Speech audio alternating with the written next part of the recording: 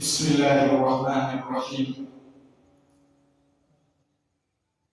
إن الحمد لله نحمده ونستعينه ونستغفره ونعوذ بالله من شرور أنفسنا وسيئات أعمالنا. من يهده الله فلا مضل له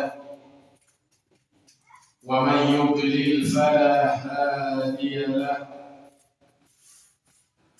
وأشهد أن لا إله إلا الله وحده لا شريك له، وأشهد أن محمدًا عبده ورسوله صلى الله عليه وعلى آله وأصحابه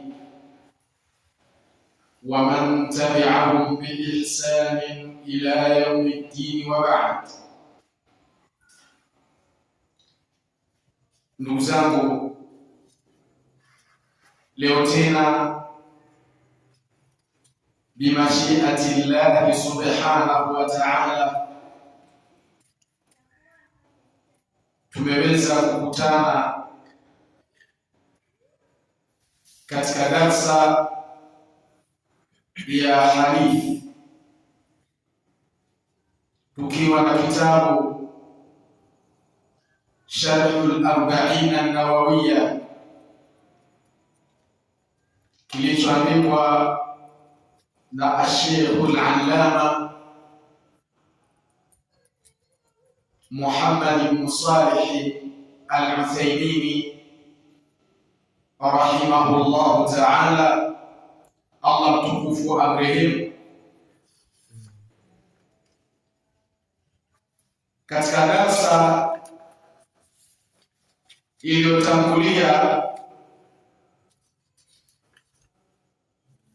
tulianza kuchambua hadithi ya 4, alhadithu rabi,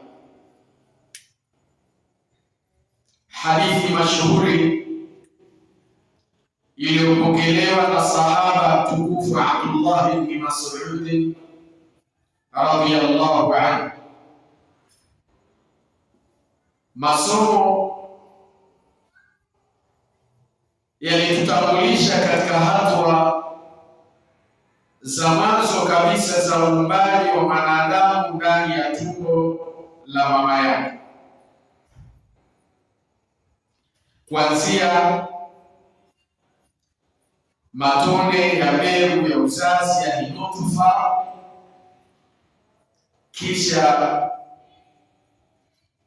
pande la damu zito, yani alaqa, mpaka kufikia kipande cha nyama, yani mudgha. Kila hatua ikichukua siku 40. Darsa ya leo inaelekea kutukamilishia mlolongo huo wa hatua za uumbaji wa mwanadamu katika tumbo la mama, kwa kuingia katika hatua ya kupuliziwa roho, kuandikwa kwa mambo 4 ya kimakadirio, ikiwemo riziki, umri, matendo na hatima ya mwanadamu, pamoja na kuchambua vipengele vya kilugha na kiistilahi vilivyojitokeza katika matini ya hadithi hii.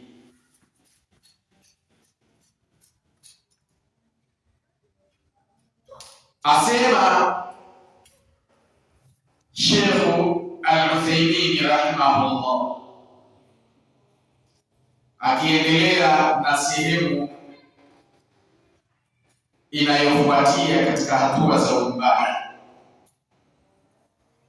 Thumma yusilu ilayhi al-malak, kisha malaika hutumwa kwake. Kwa nani? Aljanin, kile kijusi au kiinitete katika tumbo la mama.